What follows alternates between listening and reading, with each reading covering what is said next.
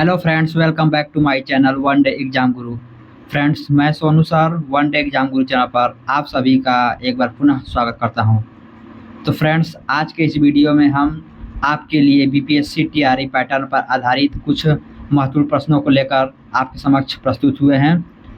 तो फ्रेंड्स, आइए हम लोग आज जो है ढेर सारे प्रश्नों का हम लोग प्रैक्टिस सेट सॉल्व करेंगे। तो फ्रेंड्स, आइए हम लोग शुरुआत करते हैं। आज का हमारा पहला क्वेश्चन है।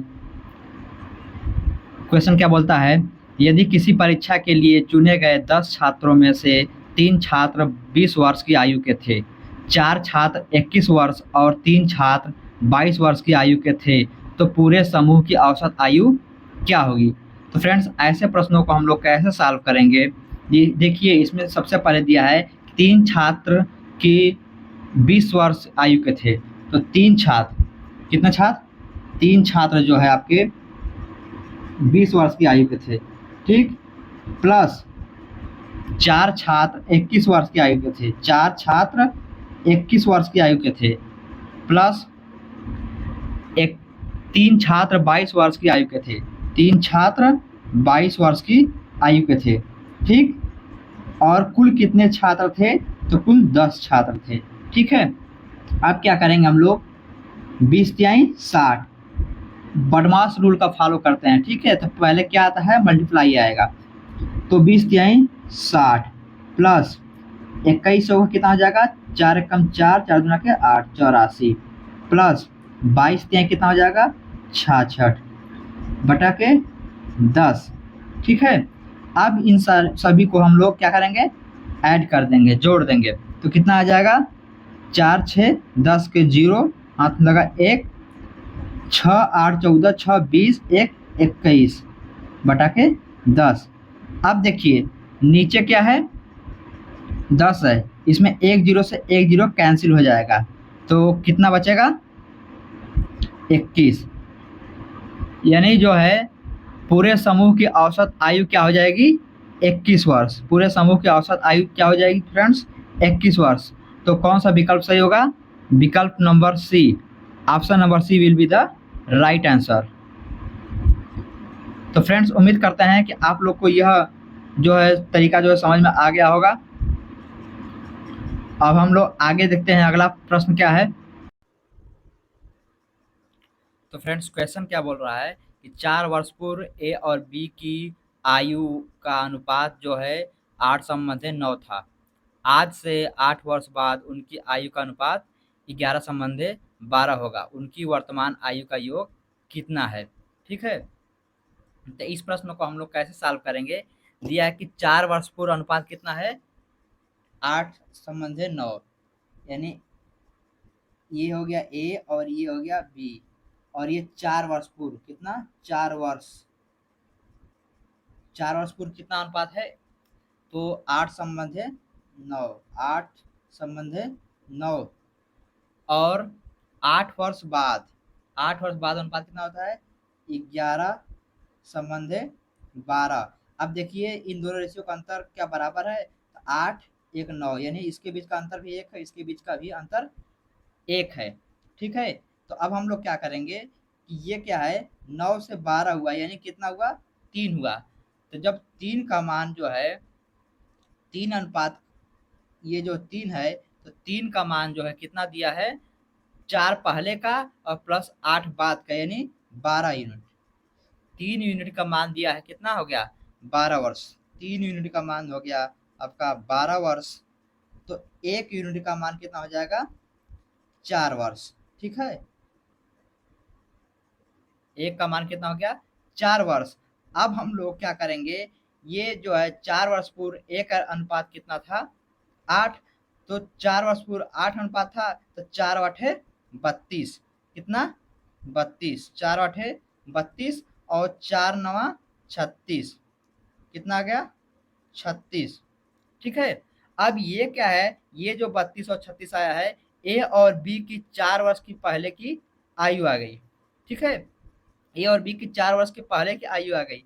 तो अब वर्तमान में, यानी 4 वर्ष ऐड करेंगे इसमें, तो वर्तमान आयु, यानी वर्तमान में कितना हो जाएगा, इसमें 32 में 4 ऐड करेंगे कितना हो जाएगा 36, और 36 में 4 ऐड करेंगे कितना हो जाएगा 40। यानी जो ए और बी है ये, ठीक है, ए और बी की जो है वर्तमान आयु कितनी हो गई 36 और 40 हो गई। अब इन दोनों को हम लोग क्या करेंगे प्लस कर दीजिए, तो 36 और 40 और कितना हो गया 76 हो गया। कितना हो गया 76 हो गया। इस प्रकार जो है ए और बी की वर्तमान आयु का योग कितना हो गया 76 हो गया। तो आपके ऑप्शन नंबर जो है ई, ऑप्शन नंबर ई जो है आपका सही होगा। तो फ्रेंड्स हमारा यह तरीका कैसा लगा, आपको समझ में आ गया कि नहीं? जहाँ कहीं भी नहीं समझ में आया हो तो आप लोग कमेंट बॉक्स में कमेंट कर दीजिए, कमेंट बॉक्स में कमेंट कीजिए, आपके कमेंट का रिप्लाई दिया जाएगा। और वीडियो अच्छा लग रहा है तो वीडियो को लाइक कीजिए, अधिक से अधिक मात्रा में अपने दोस्तों तक शेयर कीजिए, और चैनल पर नए तो चैनल को भी सब्सक्राइब कर लीजिए। आइए देखते हैं हम लोग अगला क्वेश्चन क्या बोलता है। हमारा नेक्स्ट क्वेश्चन है, अगला प्रश्न बोल रहा है कि एक परिवार के 6 सदस्यों की औसत आयु 20 वर्ष है। 6 सदस्यों की औसत आयु कितनी है फ्रेंड्स 20 वर्ष, ठीक है। और यदि नौकर की आयु भी शामिल कर दी जाए तो औसत आयु में 20% की वृद्धि हो जाएगी। यानी नौकर की जब आयु साल हो करेंगे हम लोग तो क्या हो जाएगा उसमें 20। तो यदि नौकर की आयु शामिल कर लेंगे आप तो 6 से कितना हो जाएगा 7 व्यक्ति, यानी 7 व्यक्ति की औसत आयु अब कितनी हो गई जो है 20 वर्ष का जो है कितना 20% वृद्धि हो जाएगा। तो 20 का 20% कितना हो जाएगा, यानी 20% यानी 1/5, 5 चौका 20 यानी 4 हो गया। तो वृद्धि हो जाएगी, तो 20 से 4 वृद्धि हो तो कितना हो जाएगा 24। अब क्या करेंगे, इसको हम लोग कितना अंतर हो गया 4 का, इसका कितना अंतर हो गया 1 का।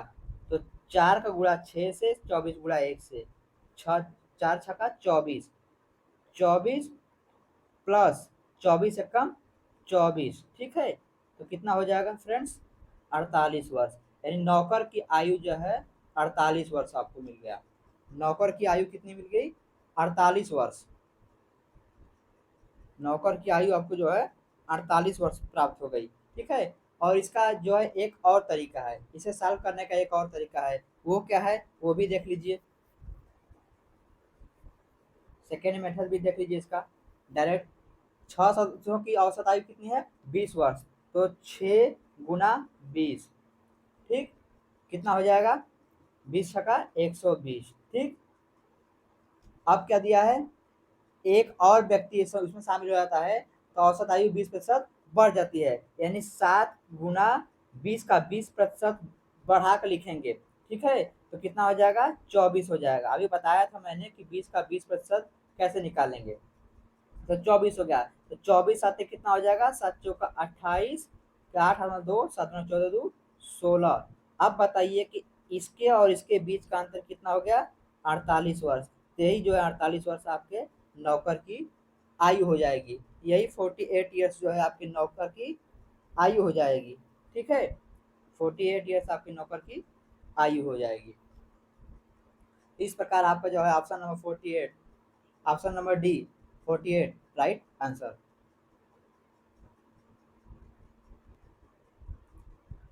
आइए अब हम लोग नेक्स्ट क्वेश्चन देखते हैं और उसे सॉल्व करते हैं। देखते हैं कि हमारा नेक्स्ट क्वेश्चन क्या बोल रहा है। तो फ्रेंड्स आपके सामने स्क्रीन पर दिखाई दे रहा होगा क्वेश्चन, कॉफी के मूल्य में 35% की वृद्धि होती है और फिर 20% की कमी होती है, मूल्य में कितने प्रतिशत परिवर्तन हुआ। तो फ्रेंड्स जहां आपको ऐसा प्रश्न दिखाई देता है तो वहां आप लोग क्या करेंगे सक्सेसिव डिस्काउंट या सक्सेसिव का फार्मूला लगाते हैं। तो सक्सेसिव का फार्मूला क्या होता है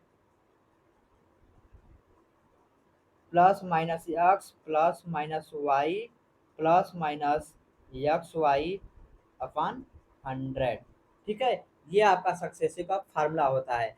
जहां वृद्धि होगी वहां प्लस का चिन्ह होगा, जहां कमी होगी वो जो है माइनस का चिन्ह होगा।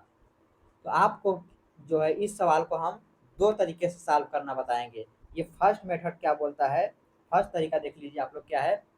इस फार्मूला बेस पर आप लोग सॉल्व करेंगे। कैसे, देखिए 35% की वृद्धि हो गई यानी प्लस 35, तो प्लस लिखे या ना लिखे कोई फर्क नहीं पड़ेगा। उसके बाद 20% की क्या हो गई, कमी हो गई।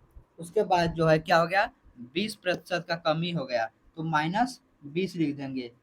उसके बाद यक्स वाई, यक्स वाई यानी 35 × 20 करेंगे तो 35 × 2 = 70, और ये जीरो आ जाएगा, 700 बटा के 100। चिन्ह किसका आएगा, तो माइनस और प्लस का गुणा होगा तो माइनस का चिन्ह आ जाएगा। ये 2 जीरो से ये 2 जीरो कैंसिल, ठीक है। 35 में से 20 जाएगा तो 15, 15 में से 7 जाएगा तो 8, ठीक है। तो ये 8 क्या आ गया, 8%, यानी ये 8 जो है धनात्मक है, 8%, ये क्या हो गया आपका धनात्मक है, इसलिए 8% की जो है वृद्धि हो गई, 8% क्या होगी, वृद्धि होगी। तो इस प्रकार जो है आपका ऑप्शन नंबर कौन सही हो जाएगा, ऑप्शन नंबर ई राइट हो जाएगा। ऑप्शन नंबर ई जो है आपका राइट आंसर हो जाएगा। अच्छा, अब इसको हम लोग दूसरे तरीका से कैसे सॉल्व करेंगे उसको भी जान लीजिए।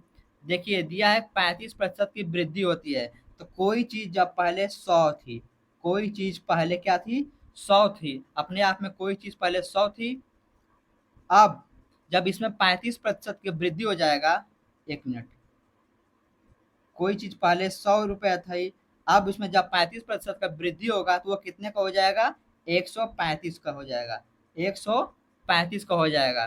फिर क्या दिया है, दोबारा गुणा 20% की कमी, तो कोई चीज पहले 100 की थी, अब 20% की कमी हो गई, यानी कम हो गया दाम उसका, तो कितने में बिकेगी, 80 की, ठीक है। तो इसको हम लोग क्या करेंगे, कैंसिल करेंगे, 20 चौका 80, 20 पंजा 100, ठीक। इसको हम लोग काटेंगे किससे, 5 से, तो 5 दूने के 10, 5 5 सते 35, उसके बाद 5 20 जा 100, 4 कम 4, 4 पंजा 20, यानी 27/25, 27/25। अब बताइए कोई चीज पहले 25 में थी, अब वो 27 में बिकने लगी, यानी 2 का क्या हो गया, प्रॉफिट हो गया। 2 का प्रॉफिट हुआ कितना पे, 25 पे। 2 का प्रॉफिट हुआ आपको कितने पे, 2 का प्रॉफिट हुआ आपको कितने पे, 25 पे, 25। दिख नहीं रहा है, रुकिए, इधर देख लीजिए, ऊपर देख लीजिए। 2 का आपको प्रॉफिट होगा कितने पे, 25 पे, 25 पे 2 का प्रॉफिट हो गया, तो 100 पे कितना होगा, 100% कितना हो जाएगा, तो 25 से कम 25, 25 चौका 100, 4 दूना के 8%, 4 दूना के 8%। तो फ्रेंड्स इस प्रकार जो है आपको यदि फार्मूला नहीं याद रहेगा तो आप लोग इस तरह से क्वेश्चन को सॉल्व कर सकते हैं। और यदि फार्मूला बेस पर करना चाहते हैं तो ये आपका फर्स्ट मेथड हो गया फार्मूला बेस, और ये आपका सेकेंड मेथड हो गया विदाउट फार्मूला बेस। तो फ्रेंड्स कमेंट बॉक्स में आप लोग कमेंट कर कर अपना राय दीजिए कि कौन सा आपको बेस्ट तरीका समझ में आया है, मेथड 1 या मेथड 2 आपको बेस्ट लगा है, कौन सा बेस्ट लगा है, कमेंट बॉक्स में कमेंट अवश्य करिए। और वीडियो अच्छा लग रहा हो तो वीडियो को लाइक कर दीजिए, सेशन को शेयर कर दीजिए, और चैनल पर नए हो तो चैनल को भी सब्सक्राइब कर लीजिए। तो इस प्रकार जो है आपका ऑप्शन नंबर ई जो है सही होगा, 8% क्या हो जाएगी, वृद्धि हो जाएगी। तो आइए अब हम लोग अगला क्वेश्चन देखते हैं, जो कि आपके स्क्रीन पर दिखाई दे रहा होगा, उसे देखिए और कमेंट बॉक्स में कमेंट करने की कोशिश कीजिए। तो फ्रेंड्स क्वेश्चन क्या बोल रहा है, देखिए, एक पुरुष और एक महिला द्वारा एक कार्य को पूरा करने में लगने वाले समय का अनुपात 2/3 है। यानी जो समय है, जो समय लग रहा है, समय का अनुपात कितना है, 2/3, ठीक है। पुरुष एवं एक महिला का, ये आपका हो गया पुरुष यानी मेल, और ये हो गया आपका फीमेल का अनुपात, ठीक है। तो इनकी कार्य क्षमता का अनुपात क्या हो जाएगा, कार्य क्षमता, कार्य क्षमता का अनुपात कितना हो जाएगा, 3:2, क्योंकि जो समय का अनुपात होता है उनके कार्य क्षमता का अनुपात जो है ठीक समय का उल्टा हो जाएगा।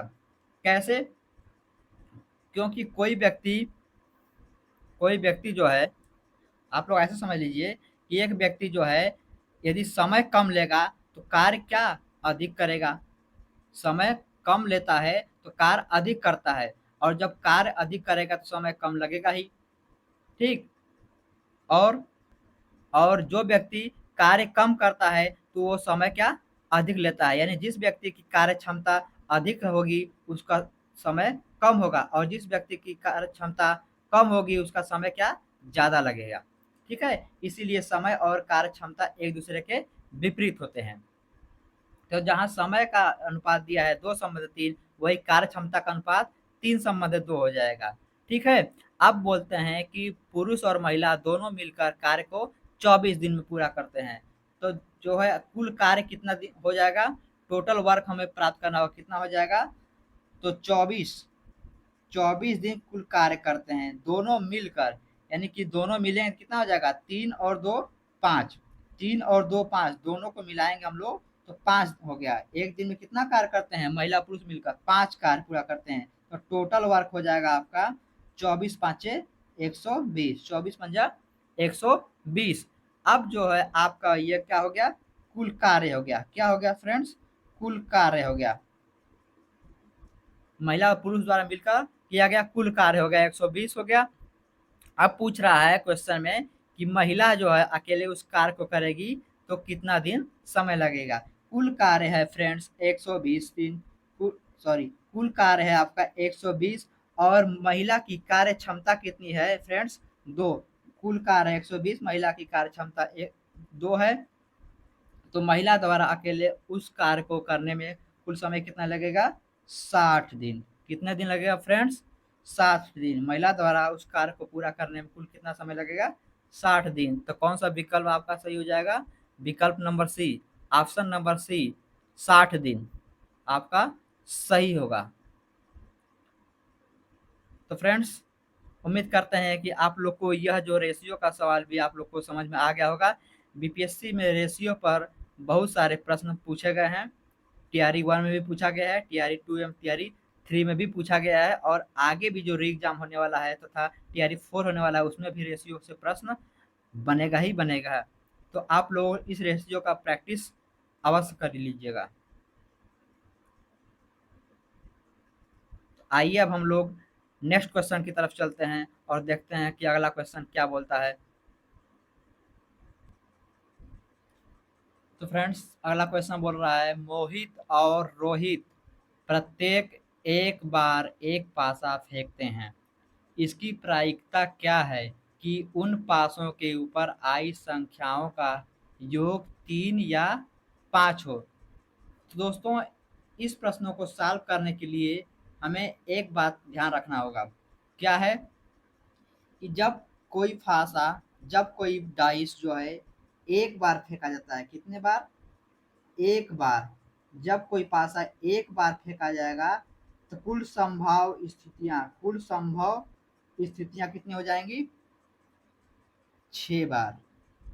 ठीक है, 6 के घाते 1। यदि कोई पासा 2 बार फेंका जाता है तो कुल संभव स्थितियां कितनी हो जाएगी फ्रेंड्स, 6 के घाते 2। इसी प्रकार जब 3 बार कोई पासा फेंका जाएगा, 3 बार कुल पासा फेंका जाएगा तो कुल संभव स्थिति कितनी हो जाएगी, 6 के घात 3। ठीक है।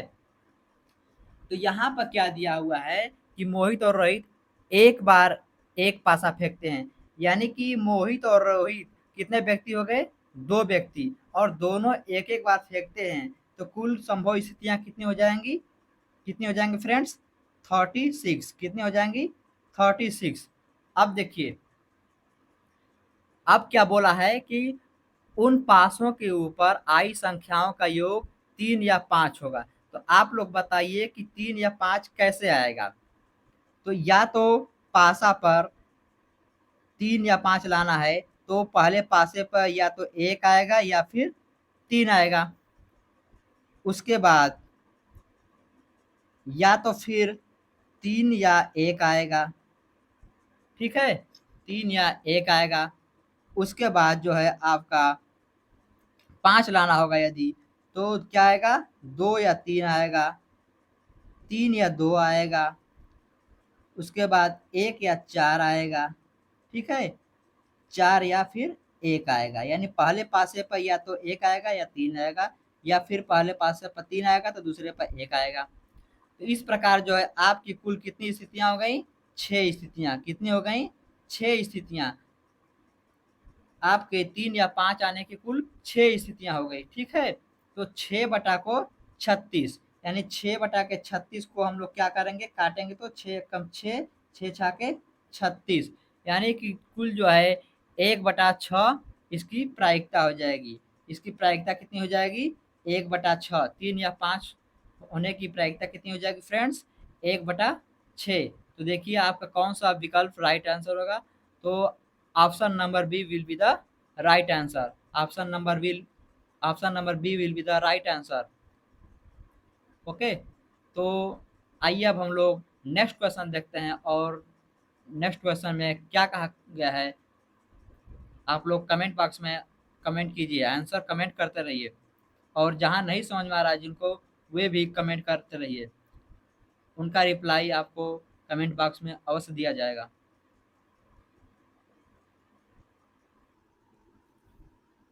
तो फ्रेंड्स क्वेश्चन क्या बोल रहा है? क्वेश्चन क्या कह रहा है कि दो नावें एक नदी में 35 किमी प्रति घंटा और 25 किमी प्रति घंटा की गति से धारा के अनुकूल जा रही हैं। धारा की गति 4 किमी प्रति घंटा है। प्रारंभ में दोनों नावों के बीच की दूरी 60 किमी है। यदि नाव धारा के अनुकूल जा रही हों तो वे कितने समय में मिलेंगी? तो फ्रेंड्स इस तरह के प्रश्नों के लिए हम क्या करते हैं कि जो है 35 किमी, पहले नाव की चाल कितनी है? 35 किमी प्रति घंटा, और दूसरे नाव की चाल कितनी है? 25 किमी प्रति घंटा। ठीक है, और इन दोनों के बीच की दूरी कितनी है? 60 किलोमीटर। ठीक है, बीच की दूरी कितनी है? 60 किलोमीटर, किमी किमी पर आवर। ठीक है, अब हम लोग क्या करते हैं कि यहाँ जो धारा के अनुकूल दिया है, ठीक है, जब शांत जल में नाव की चाल देती, तब जो है आपके जो है क्वेश्चन जो 4 किमी प्रति घंटा है, वह जो है इस चाल में जुड़ता। लेकिन यहाँ पर धारा के अनुकूल दे रहा है, तब इस 4 किलोमीटर का कोई मतलब नहीं रह गया। ठीक है, तो इस तरह अब हमको क्या मिल गया कि इन दोनों के बीच का अंतर कितना हो गया? 10 किमी प्रति घंटा। ठीक है, 10 किलोमीटर प्रति घंटा। अब हम लोग जो है समय निकालेंगे। समय बराबर क्या होता है? दूरी बटा के चाल। समय बराबर क्या होता है? दूरी बटा के चाल। कुल दूरी कितनी हो गई फ्रेंड्स? 60 किलोमीटर। चाल कितनी हो गई? 10 किमी प्रति हावर, 10 किलोमीटर प्रति घंटा। तो अब हम लोग क्या करेंगे? 10 छका 60, 10 छका 60। तो समय कितने लगेंगे फ्रेंड्स? 6 घंटे। कुल समय कितने लगेंगे? 6 घंटे में दोनों नाव एक साथ मिल जाएंगी। तो इस प्रकार जो है आपका राइट आंसर है option number C. Option number C will be the right answer. तो फ्रेंड्स आइए अब हम लोग नेक्स्ट क्वेश्चन देखते हैं, और नेक्स्ट क्वेश्चन क्या बोलता है। तो आपकी स्क्रीन पर नेक्स्ट क्वेश्चन दिखाई दे रहा होगा। क्वेश्चन को पढ़िए और कमेंट बॉक्स में आंसर करने की कोशिश करिए, और वीडियो के लास्ट में आप लोग यह अवश्य बताइएगा कि आपके कितने प्रश्न सही हुए हैं।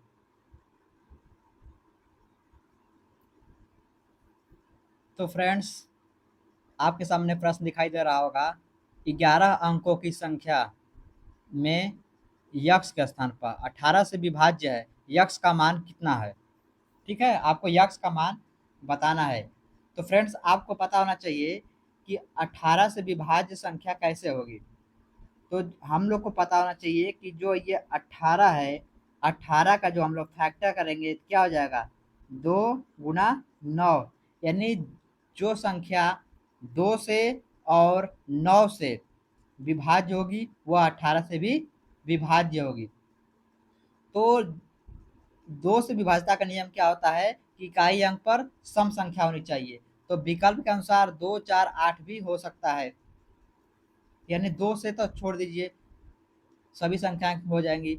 लेकिन अब 9 से हम लोग चेक करते हैं, तो 9 से विभाज्यता का नियम क्या बोलता है कि अंकों का योग 9 से विभाज्य होना चाहिए।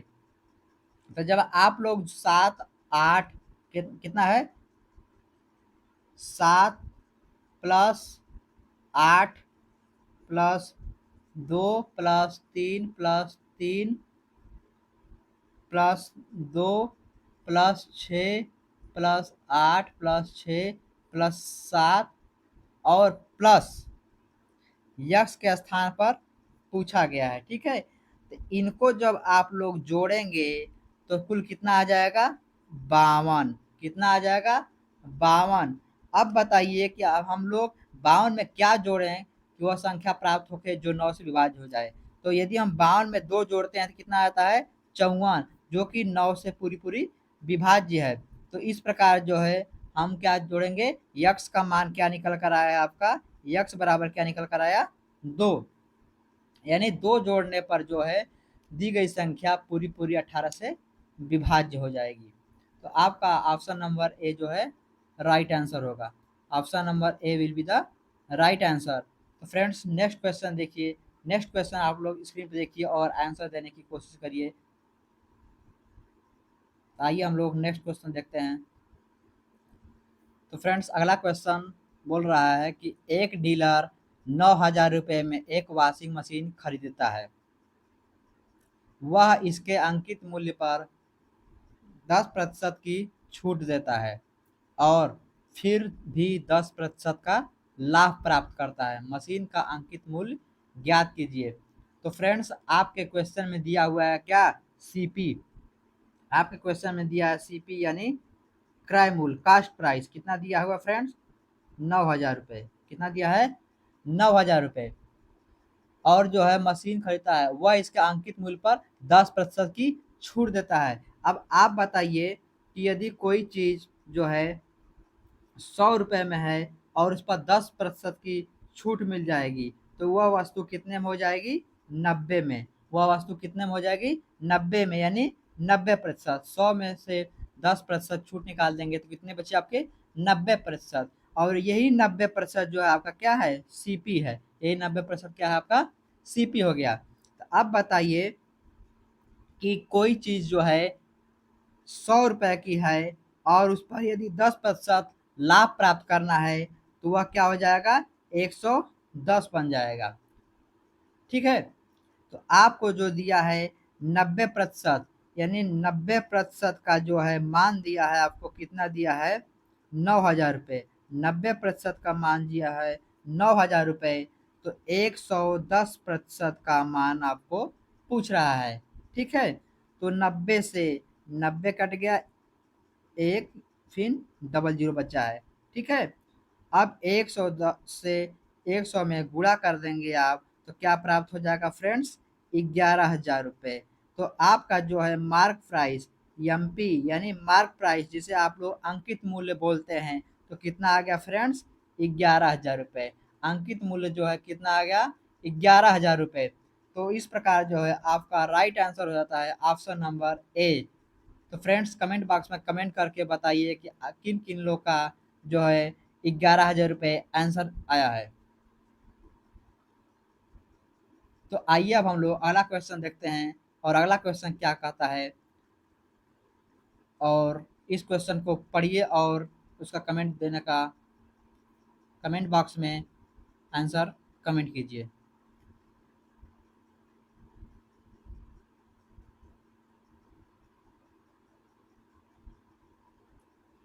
तो फ्रेंड्स अगला क्वेश्चन क्या बोल रहा है 190 मीटर और 195 मीटर लंबी दो रेलगाड़ियां ए और बी समांतर पटरियों पर एक दूसरे की ओर क्रमशः 50 किमी प्रति घंटा और 76 किमी प्रति घंटा की गति से चल रही हैं। यानी दो रेलगाड़ी है ए और बी, दोनों क्या हैं एक दूसरे की ओर आ रही हैं। ठीक है, एक दूसरे की ओर आ रही हैं, यानी ए इधर जा रही है और बी इधर जा रही है। ठीक है, तो दोनों एक दूसरे को कितने समय में पार करेंगी यही आपका क्वेश्चन पूछ रहा है। तो समय बराबर क्या होता है, हमें क्या ज्ञात होना चाहिए दूरी और चाल ज्ञात होना चाहिए। तो आपको जो है दूरी क्या हो गई, दूरी क्या हो गई फ्रेंड्स, जब दोनों ट्रेन एक ही तरफ मतलब कि एक दूसरे की ओर आ रही हो तो दूरी क्या होती है, आपस में जुड़ जाती है और चाल भी जो है आपस में जुड़ जाएगी।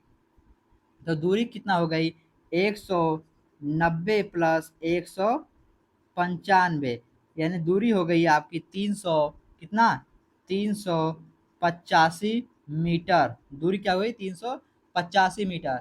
अब चाल जो है आपकी क्या हो गई, चाल क्या हो गई, यानी स्पीड क्या हो गया आपका फ्रेंड्स, 50 प्लस 76 बराबर 100 क्या, 26। 126 ये आपका किलोमीटर है, आपका क्या दिया है, किलोमीटर आ गया, 126 किलोमीटर। तो फ्रेंड्स जब दूरी मीटर में दिया है तो हमें चाल किस में प्राप्त करना चाहिए, मीटर प्रति सेकंड में प्राप्त होना चाहिए। ठीक है, चाल भी हमें मीटर प्रति सेकंड में प्राप्त होना चाहिए। तो हम लोग 126 को मीटर प्रति सेकंड में जब चेंज करेंगे तो क्या करेंगे, 5/18 से गुणा कर देते हैं। तो 18 साते 126, 18 साते 126। अब क्या आ गया फ्रेंड्स आपका, 7×5 = 35, 7×5 = 35, ठीक है, 7 × 5 बचा। तो अब हम लोग क्या करते हैं, समय यानी टाइम टी बराबर क्या हो जाएगा, दूरी डिस्टेंस अपान क्या, स्पीड। तो डिस्टेंस कितनी हो गई, 385 ये कितना चाल बचा है, 7×5, 7×5, ठीक है। अब हम लोग क्या करेंगे, इसे काटेंगे। तो 5 से काटेंगे तो कितने बार हो जाएगा, 5×7 = 35, 3 बचा 5, 5×7 = 35। अब 7 से हम लोग काट देंगे 77 को, तो कितना हो जाएगा, 11 सेकेंड। कितना हो जाएगा फ्रेंड्स, 11 सेकेंड। समय आपका मिल गया फ्रेंड्स कितना, 11 सेकेंड।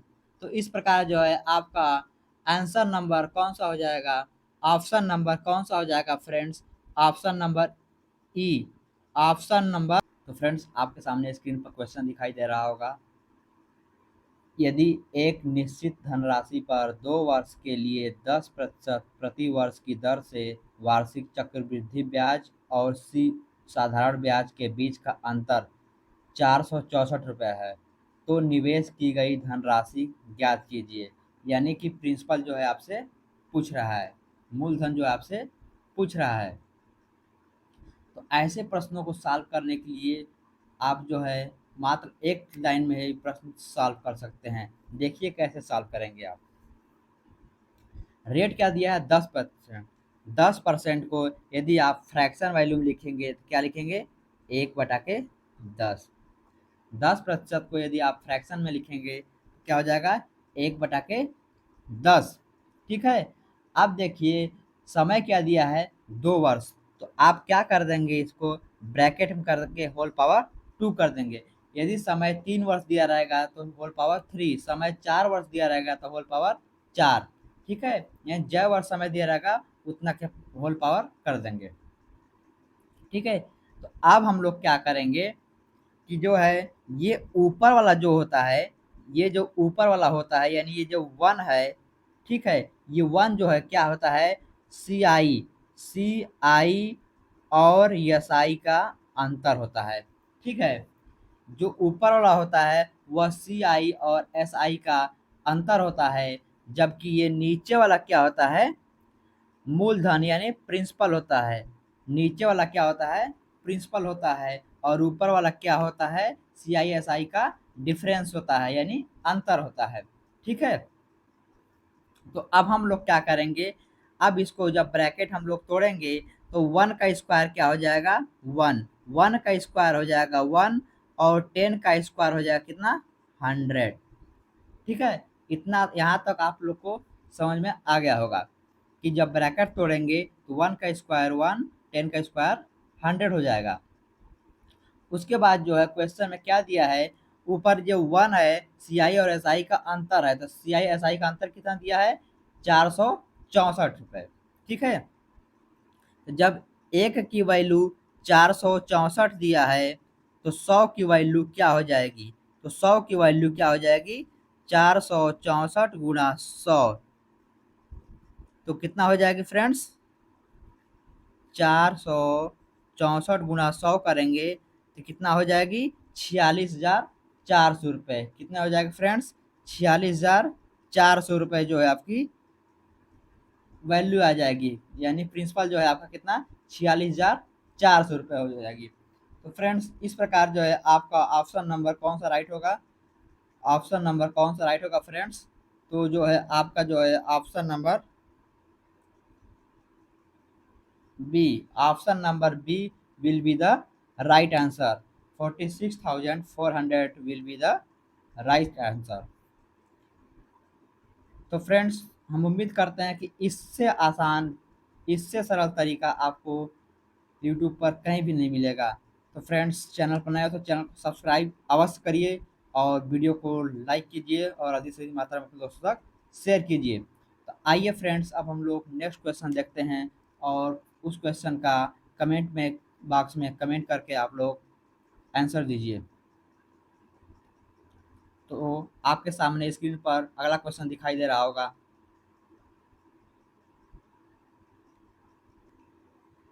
तो फ्रेंड्स नेक्स्ट क्वेश्चन क्या कहता है, पाइप ए और बी एक भरे हुए टैंक को क्रमशः 16 घंटे और 24 घंटे में खाली कर सकते हैं। पाइप सी अकेले खाली टैंक को 4 घंटे में भर सकता है। यदि ए बी और सी को एक साथ खोल दिया जाता है तो टैंक कितने समय बाद 35% भर जाएगा।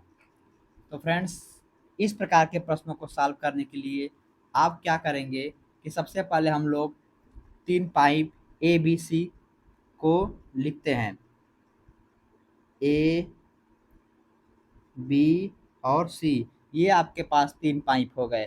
ठीक है, तो पाइप ए 16 घंटे और 24 घंटे में खाली करते हैं। तो पाइप ए कितने घंटे में खाली करता है फ्रेंड्स 16 घंटे में। पाइप बी 24 घंटे में खाली करता है टैंक को।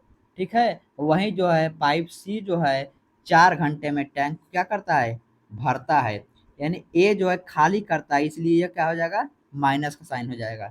बी भी खाली करता है इसलिए माइनस साइन हो जाएगा। और सी क्या करता है भरता है यानी प्लस करता है। ठीक है, अब हम लोग क्या करते हैं कि इन तीनों का जो है क्या करेंगे, हम लोग एलसीएम ले लेते हैं। इन तीनों का एलसीएम लेंगे कितना आ जाएगा, एलसीएम कितना आ जाएगा फ्रेंड्स 48।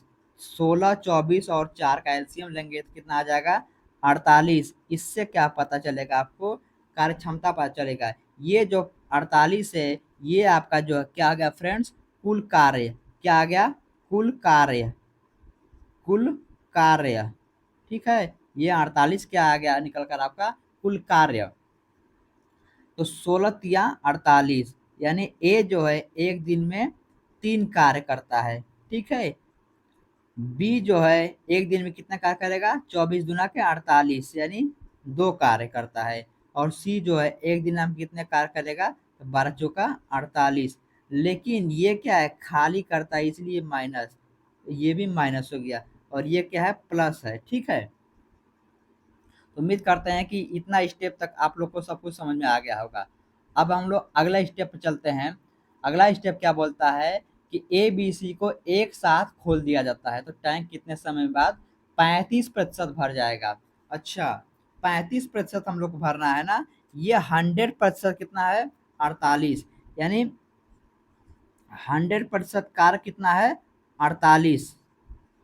48 100% कार्य बोले तो 48 कार्य है। ठीक है, हम लोग को 35% भरना है ना, तो 48 का 35% कितना हो जाएगा 48 का 35 पे आप साल के लिए इसको काट दीजिए। 5 7 35, 5 20 जा 100। ठीक है, 4 5 20, 4 12 जा 48, तो 12 साते 84 बटा के कितना आया 84 बटा के कितना आया फ्रेंड्स 5 आ गया। 84 बटा के कितना आ गया फ्रेंड्स 5 आ गया। ठीक है, अब आगे देखिए, जब तीनों पाइप एक साथ खोल देते हैं हम लोग तो क्या हो जाएगा 3 2 5 यानी -5 और +12 तो कितना हो जाएगा फ्रेंड्स -5 +12। क्यों, क्योंकि ये 3 2 जोड़ेंगे तो कितना आ जाएगा -5 और ये +12 है। अब इसको हम लोग सॉल्व करेंगे तो ये क्या हो जाएगा, 7 हो जाएगा। ठीक है, क्या हो जाएगा फ्रेंड्स, 7 हो जाएगा। तो आपका जो है,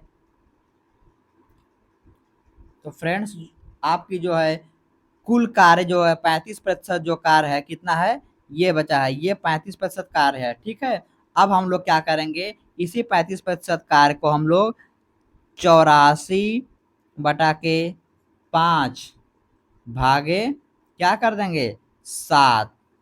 क्यों, क्योंकि ये जो 35% कार्य को हम लोग 7 से भाग करेंगे तो हम लोग को पता चल जाएगा कि कितने दिन में टंकी पूरी पूरी भर जाएगी। ठीक है, तो अब हम लोग क्या करते हैं, 84/5 गुना, क्यों, क्योंकि भाग को जो गुणा में करेंगे तो ये पलट जाएगा, यानी 1/7 हो जाएगा। ठीक है, तो 7 से कट जाएगा, 7 12 जा 84, 5 सॉरी 5, यानी आपका आंसर जो आ गया फ्रेंड्स 12/5। आपका उत्तर जो आ गया फ्रेंड्स 12/5 क्या घंटे, 12/5 क्या हो गया फ्रेंड्स, हावर। ठीक है, यानी 12/5 घंटे में 12/5 आवर में जो है टंकी भर जाएगी 35%। तो फ्रेंड्स उम्मीद करते हैं कि आप लोग को यह क्वेश्चन भी अच्छी तरह से समझ में आ गया होगा। सबसे पहले हम लोग क्या करते हैं, तीनों पाइप को लिखते हैं और कौन सा पाइप खाली करता है, कौन सा पाइप भरता है। जो पाइप खाली करेगा उसके आगे माइनस का चिन्ह, जो पाइप भरेगा उसके आगे प्लस का चिन्ह। ठीक है, फिर इन तीनों का एलसीएम लेकर आप जो है एफिशिएंसी निकाल देंगे, यानी ए की एक दिन की कार्य क्षमता -3, बी की कार्य क्षमता -2 और सी की कार्य क्षमता 12 हो गई। ठीक है, अब चूंकि बोला है कि इसका 35% कार्य होना चाहिए, इसीलिए 48 का 35% हम लोग निकाल दिए, तो कितना आ गया, 84/5। अब जब तीनों मिलकर कार्य करेंगे तो कितना कार्य करेंगे, 7 कार्य। क्यों, क्योंकि 5 कार्य जो खाली कर हो जाता है और 12 कार्य भरने वाला होता है। ठीक है, तो कितना आ जाता है, टोटल 7 कार्य होता है। 35% को हम लोग 7 कार्य से भाग कर देंगे तो हम लोग का जो है 12/5 घंटा निकल कर आएगा। तो फ्रेंड्स आप लोग को मेरे द्वारा बताया गया तरीका कैसा लगा, कमेंट बॉक्स में कमेंट कीजिए, और कितने लोगों ने सही सही उत्तर दिया था यह भी आप लोग कमेंट बॉक्स में कमेंट कर कर अवश्य बताइए। तो आइए अब हम लोग अगले क्वेश्चन की ओर चलते हैं। हमारा अगला क्वेश्चन आपके स्क्रीन पर दिखाई दे रहा होगा। क्वेश्चन को पढ़िए और कमेंट बॉक्स में आंसर देने की कोशिश करिए। तो फ्रेंड्स आपके सामने स्क्रीन पर दिखाई दे रहा होगा, क्वेश्चन बोल रहा है कि 6 घंटियां एक साथ बजने लगती हैं और क्रमशः 3 4 6 7 8 और 12 सेकंड के अंतराल पर बजती हैं। कितने सेकंड बाद वे फिर से एक साथ बजेंगी। तो फ्रेंड्स जहाँ कहीं भी आप लोग को घंटी से प्रश्न पूछा जाता है, जहाँ कहीं भी आप लोग को घंटी से बजने से प्रश्न पूछा जाता है, तो वहाँ पर तुरंत आप लोग क्या करेंगे, एलसीएम निकाल देंगे। तुरंत क्या करेंगे फ्रेंड्स, आप लोग एलसीएम निकाल देंगे। जहाँ पर भी आप लोग घंटी का प्रश्न देखने को मिलता है वहाँ पर एलसीएम निकाल देते हैं और एलसीएम से दिए गए विकल्पों को काटते हैं। जो विकल्प कट जाएगा वही आपका आंसर होगा। एक तरीका तो यह हो गया, और दूसरा तरीका जो है हम लोग ऑप्शन से सॉल्व कैसे करेंगे। तो ऑप्शन से सॉल्व करने के लिए हम लोग यह करते हैं कि जो घंटिया का क्रमशः जितने सेकंड पर अंतराल बज रही हैं, तो उन सेकंडों से जो है ऑप्शन को हम लोग काटेंगे। देखिए कैसे काटते हैं हम लोग। सबसे पहले हम लोग 7 से देखते हैं, क्योंकि आपके क्वेश्चन में क्या क्या दिया है, 3 4 1 मिनट, आप लोग के क्वेश्चन में क्या क्या दिया है फ्रेंड्स, 3 4 6 7 और 8, आप लोग के क्वेश्चन में ये सब दिया है। ठीक है, तो आप लोग सबसे पहले चूज कीजिए 7 से। अब देखिए 7 से क्या विकल्प में दिया गया है 167 कट रहा है, या फिर 168 कट रहा है, या फिर 176 कट रहा है। ठीक है, तो जो संख्या 7 से कट जाएगी वह क्या हो जाएगी, उतने सेकंड के पश्चात जो है घंटियां पुनः एक साथ बजेंगी। अच्छा, तो देखिए 7 से 167 को डिवाइड कीजिए। 7 से 167 को डिवाइड करेंगे आप लोग यदि, तो हम लोग कितना मिल जाएगा, 7 दूना के 14, 7 दूना के 14, ठीक है, 2 बच्चा 7, यानी 27 बचा, यानी ये जो है आपका नहीं कटे, ठीक, 7 से नहीं कट पाएगा। अब इसको देख लीजिए, 7 दूना के 14, 2 बच्चा 8, 7 चौका 28, यानी ये तो आपका कट रहा है, ये आपका कट रहा है 7 से। अब देखिए अगला, 7 दूना के 14, 2 बच्चा 6, 26, क्या कट पाएगा, नहीं कट रहा है, यानी ये दो ऑप्शन तो ऐसे ही कैंसिल हो गए, बचा एक ही ऑप्शन 168। तो आपका 168 जो है राइट आंसर हो जाएगा। क्यों, क्योंकि आप 3 से भी काटेंगे तो 3 से भी विभाज्यता का नियम क्या बोलता है, सभी संख्याओं का योग 3 से कटना चाहिए। तो सभी संख्याओं का योग 6, 1, 7 और 8 15, यानी 3 से 15 कट जाएगा। 4 देखिए, 4 का विभाज्यता का नियम क्या बोलता है, अंतिम दो संख्याएं 4 से कटनी चाहिए, तो 4 से जो है 68 कट जाएगा। और 8 जो क्या बोलता है, तीनों संख्याएं जो 8 से कटनी चाहिए, तो आप जो है 168 जो है इन सभी संख्याओं से पूरा पूरा विभाजित किया जा सकता है, इसलिए जो है 168 जो है आपका राइट आंसर आ जाएगा। तो फ्रेंड्स, हम उम्मीद करते हैं कि ये जो घंटी वाला प्रश्न है अक्सर कई सारे परीक्षाओं में पूछे गए हैं और बीपीएससी टीआरई री एग्जाम में भी पूछने की पूरी पूरी संभावना बन रही है। तो जहाँ कहीं भी आप लोग को घंटी का प्रश्न दिखे, आप लोग तुरंत उन दिए हुए अंकों से जो है विकल्प को काट कर चेक कर लेंगे। तो आइए अब हम लोग नेक्स्ट क्वेश्चन की तरफ चलते हैं और देखते हैं कि हम लोग का नेक्स्ट क्वेश्चन क्या बोल रहा है। तो अगला प्रश्न बोल रहा है, एक निश्चित मूलधन पर 10.5 वर्षों के लिए 12% प्रति वर्ष की दर से साधारण ब्याज, 3 वर्षों के लिए 9% प्रति वर्ष की दर से सामान्य मूलधन के मिश्र धन से 56 रुपये कम है, तो मूलधन रुपए में कितना होगा।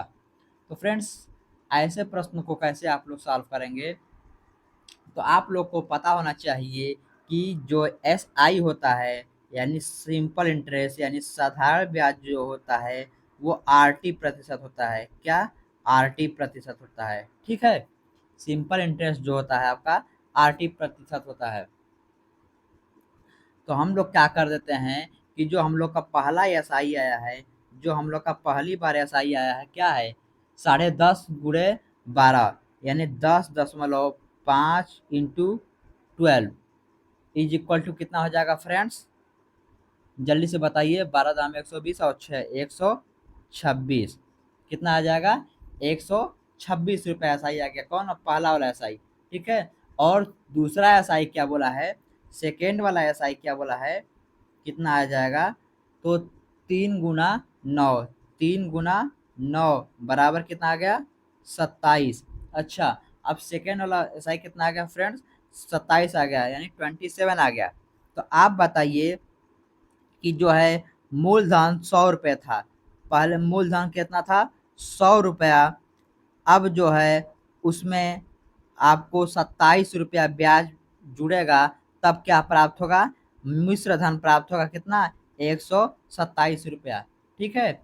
जब 100 रुपया मूलधन है तो उसमें जो है 27 रुपया ब्याज जोड़ेंगे तो कितना हो जाएगा, 127 हो जाएगा, ठीक, इतना समझ में आ गया, इतना समझ में आ गया। तो फ्रेंड्स, आपका जो है मिश्र धन कितना हो गया, इस तरह मिश्र धन जिसे आप लोग बोलते हैं क्या, अमाउंट, तो मिश्र धन क्या हो जाएगा, मूलधन यानी 100 प्लस ब्याज जो है 27, यानी 100 कितना हो गया, 27 रुपये, ठीक है, 127 रुपये आपका मिश्र धन आ गया। अब जो क्वेश्चन क्या बोला है कि मिश्र धन और जो है ब्याज के बीच का जो अंतर है उसका मान 56 रुपये है, ठीक है, यानी मिश्र धन और साधारण ब्याज के बीच के अंतर का वैल्यू 56 दिया है, 56 रुपये दिया है, तो इसका अंतर कितना आ गया फ्रेंड्स, 1, यानी एक का अंतर कितना दिया है, एक का वैल्यू आपको कितना दिया फ्रेंड्स, एक का वैल्यू आपको दे दिया है 56 रुपए। ठीक है, एक का वैल्यू दिया है 56 रुपए। तो 100 का वैल्यू कितना प्राप्त हो जाएगा, 100 का वैल्यू कितना प्राप्त हो जाएगा फ्रेंड्स। तो क्या करेंगे आप लोग, 56 गुणा 100 बराबर 5600 रुपये। कितना, 5600 रुपये। तो आपको मूलधन कितना देना होगा फ्रेंड्स, 5600 रुपये। ठीक है, 5600 रुपये आपको मूलधन देना होगा। मूलधन कितना प्राप्त होगा आपको, 5600 रुपये मूलधन प्राप्त हो गए। तो इस प्रकार जो है आपका ऑप्शन नंबर जो है बी, ऑप्शन नंबर जो है B will be the right answer. 5600 रुपये आपका जो है राइट आंसर होगा। तो फ्रेंड्स अगला क्वेश्चन देखिए, नेक्स्ट क्वेश्चन देखिए और कमेंट बॉक्स में कमेंट कीजिए आंसर। सभी लोग कमेंट बॉक्स में अपना आंसर कमेंट करते रहिए, और जहाँ कहीं भी नहीं समझ में आए आप लोग वह भी कमेंट बॉक्स में कमेंट कीजिए, आपका रिप्लाई जो है अवश्य किया जाएगा। तो फ्रेंड्स क्वेश्चन बोल रहा है, यक्स और वाई एक व्यवसाय में दो संबंधी 3 के अनुपात में निवेश करते हैं। ठीक है, एक स्कूल को कुल लाभ का 10% दान करने के बाद यक्स को लाभ के रूप में 900 रुपये मिलते हैं, तो वाई का लाभ है। तो फ्रेंड्स इस क्वेश्चन को आप जो है पहले कंसेप्ट से हम आपको बता देते हैं, उसके बाद जो है एक लाइन में आपको चमकाने के लिए बताएंगे। ठीक है, तो आइए हम लोग कंसेप्ट देखते हैं। यक्स और वाई का अनुपात कितना है फ्रेंड्स, यक्स और वाई का अनुपात जो है 2:3 है। इन दिया है यक्स और वाई का अनुपात 2:3 है, और एक स्कूल को कुल लाभ का 10% दान कर देना है। यानी 100 था, 100% होता है, उसमें से आप जब 10% दान कर देंगे तो कितना बचेगा, 90%। 10% जब दान करेंगे तो कितना बचेगा फ्रेंड्स, 90%। ठीक है, अब जो है यक्स को लाभ के रूप में 900 रुपये मिलते हैं, यक्स को लाभ के रूप में 900 रुपये मिलते हैं। तो आप बताइए कि 90% जो है, 90% का जो है कितना हुआ, 90% का आप निकाल देंगे 2/5। क्यों, क्योंकि जो है टोटल रेशियो जोड़ेंगे कितना हो जाएगा, 5। ठीक है, और यक्स का मान कितना दिया है, 2। इसीलिए हम क्या करेंगे, 5 18 जा 90, 18 5 90, 18 दूना के 36। ठीक है, 36, यही 36 रेशियो का मान दिया है कितना, 36 रेशियो का मान दिया है यही 900। 36 रेशियो का मान दिया है 900। ठीक है, ये आपका यक्स का आ गया। और ये वाई का जो आ गया आपका कितना हो जाएगा फ्रेंड्स, वाई का कितना हो जाएगा, जब 90 का क्या करेंगे हम लोग, 90 का क्या करेंगे, 3/5। 90 का 3/5 करेंगे हम लोग, तो ये क्या हो जाएगा हमारा, वाई का वैल्यू निकल कर आ जाएगा। तो कितना हो जाएगा फ्रेंड्स, 54, 54 रुपये। ठीक है, तो अब आपसे पूछ रहा है कि वाई का लाभ कितना हुआ। तो आप बताइए दोस्तों, मैंने आपको बताया है कि जो मान दिया है वो, जिसका मान दिया है वह नीचे लिखते हैं, और जो मान दिया है उससे हम लोग गुणा करते हैं। ठीक है, और जिसका मान पूछता है उसे हम लोग ऊपर लिख देते हैं। ठीक, अब हम लोग इसको सॉल्व करेंगे। 18 तिया 54, 18 दूना के 36, 2 एकम 2, ये कितना कटेगा, 450 बार में। तो आपका आंसर आ जाएगा फ्रेंड्स 1350 रुपया। 1350 रुपये का जो है उसे लाभ होगा। 1350 रुपये को जो है वाई को जो है लाभ होगा। ठीक है, तो इस प्रकार जो है फ्रेंड्स आपका आंसर नंबर कौन सा हो जाएगा, विकल्प नंबर कौन सा हो जाएगा फ्रेंड्स, विकल्प नंबर आपका जो है ई राइट आंसर हो जाएगा, क्योंकि जो है 1350 रुपये किसी भी विकल्प में नहीं दिया है। अब देखिए हम लोग इसको एक लाइन में कैसे चमकाते हैं, इसको हम लोग एक लाइन में कैसे देखिए चमकाते हैं।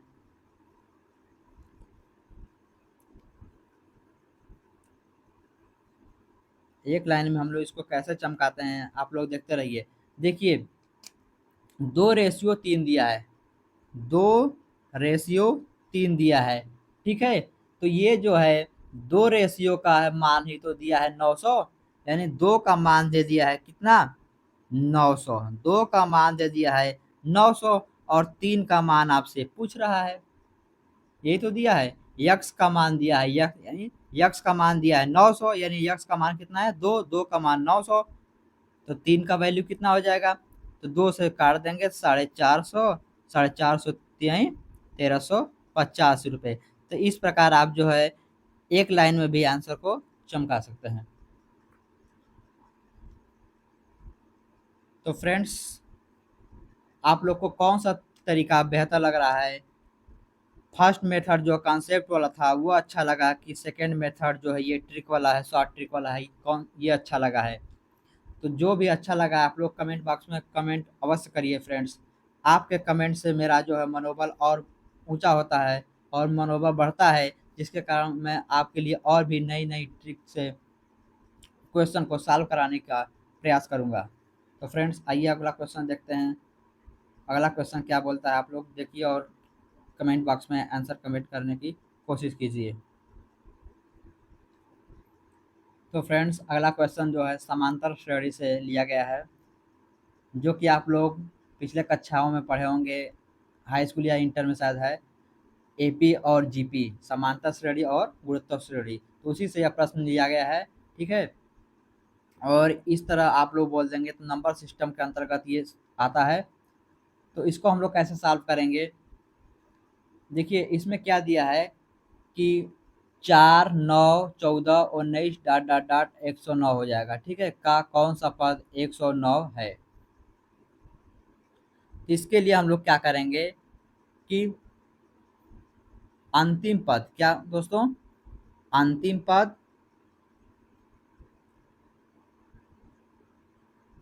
अंतिम पद, अंतिम पद माइनस प्रारंभिक पद, ठीक है।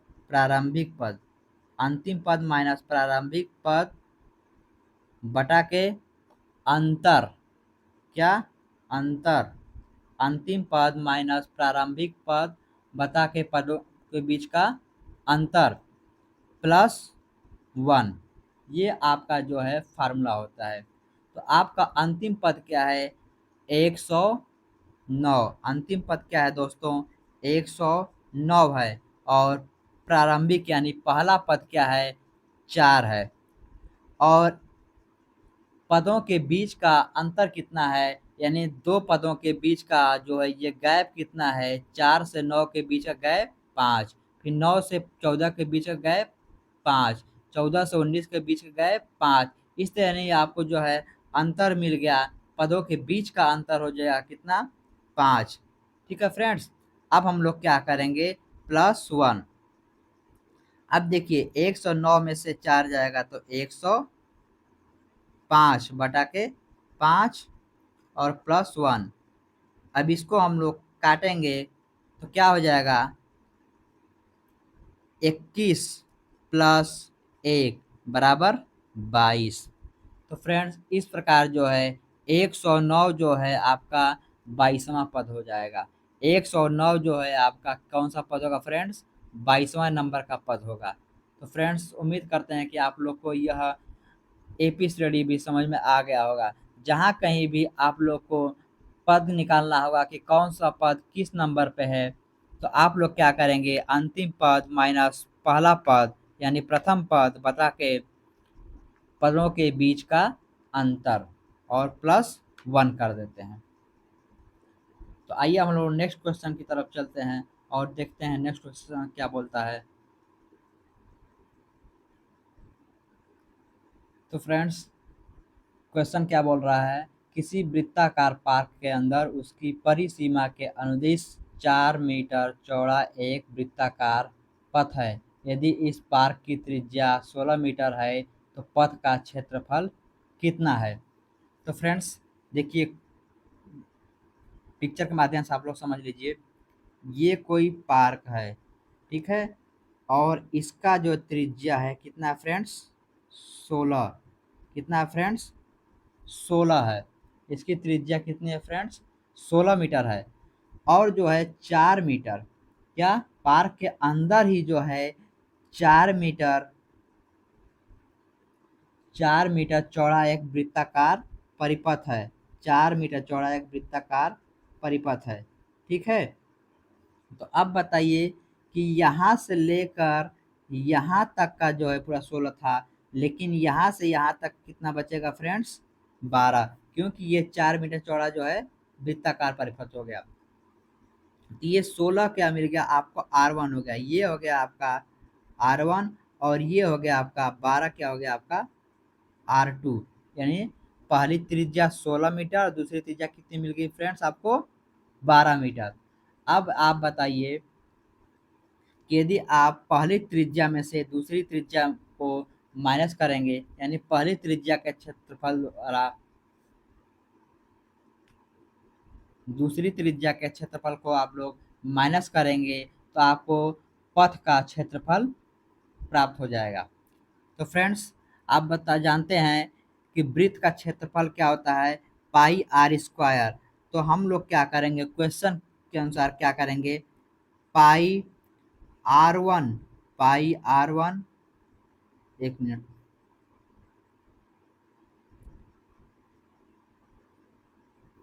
पाई R1 square minus pi R2 square, यानी पहले त्रिज्या वाले वृत्त के क्षेत्रफल से दूसरी त्रिज्या वाले वृत्त के क्षेत्रफल को हम लोग माइनस कर रहे हैं। अब क्या करेंगे हम लोग? पाई को जो है कॉमन ले लेते हैं, तो क्या निकलता है? R1 square minus R2 square, यही तो निकलता है। अब हम लोग इसका वैल्यू पुट कर देंगे। R1 स्क्वायर यानी R1 का वैल्यू कितना है? 16, यानी 16 का स्क्वायर माइनस 12 का स्क्वायर। दोस्तों, आप लोग को पता होना चाहिए कि ए स्क्वायर माइनस बी स्क्वायर का फार्मूला होता है क्या? ए प्लस बी, ए माइनस बी। तो पाई बाहर है, और आपका 16 प्लस 12 यही होगा, और 16 माइनस 12, तो आपका क्या आ जाएगा फ्रेंड्स?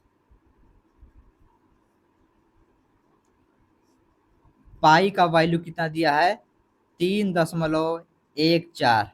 ठीक है, गुना 16 और 12 कितना हो जाएगा? 28। 16 में से 12 जाएगा, कितना हो जाएगा? 4। ठीक है, इन सभी का जो है आप लोग, एक मिनट,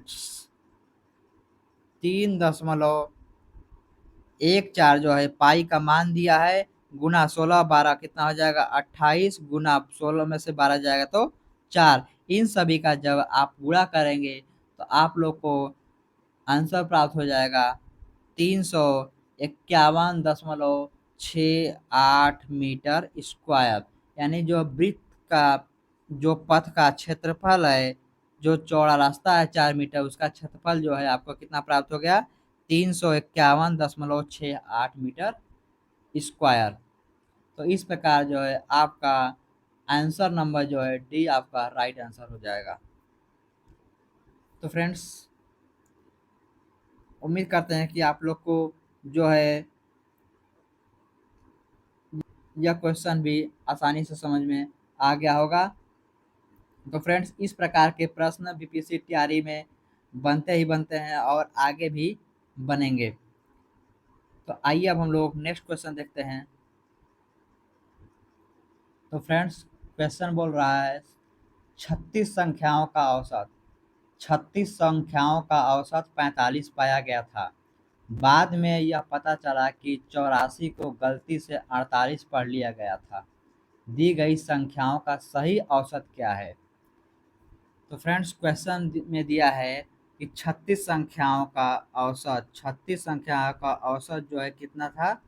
45 था, जबकि 84 के जगह 48 पढ़ लिया गया। क्या दिया है क्वेश्चन में? 84 के जगह गलती से 48 पढ़ लिया गया, तो क्या हो गया? कम पढ़ लिया गया, यानी 84 पढ़ना चाहिए हम लोग को, अब पढ़ लिया गया 48। तो कितने का अंतर हो गया 84 और 48 में? 36 का अंतर हो गया। 84 और 48 में फ्रेंड्स कितने का अंतर हो गया? 36 का अंतर हो गया। और ये 36 का अंतर कितने संख्याओं के बीच हुआ? 36 संख्याओं के बीच। 36 का अंतर 36 संख्याओं के बीच हुआ। तो एक संख्या के बीच कितने का अंतर हो जाएगा फ्रेंड्स? तो 36 बटा के 36 यानी 1 का अंतर होगा। एक संख्या के बीच कितने का अंतर हो जाएगा? 1 का अंतर होगा। यानी जो संख्या का 36 का औसत जो 45 हुआ था, वह जो 45 ना होकर 36 का औसत कितना आना चाहिए फ्रेंड्स? 45 में आप +1 करेंगे तो कितना हो जाएगा? 46। यानी सही औसत क्या है? सही औसत क्या हो जाएगा फ्रेंड्स? 46 हो जाएगा। सही औसत क्या हो जाएगा? 46 हो जाएगा। तो फ्रेंड्स इस प्रकार जो है आपका option number C will be the right answer. Option number C will be the right answer. तो फ्रेंड्स आज का हमारा यह आखिरी प्रश्न था। तो कमेंट बॉक्स में आप लोग कमेंट करके बताइए कि आप लोग कितने प्रश्न सही किए हैं और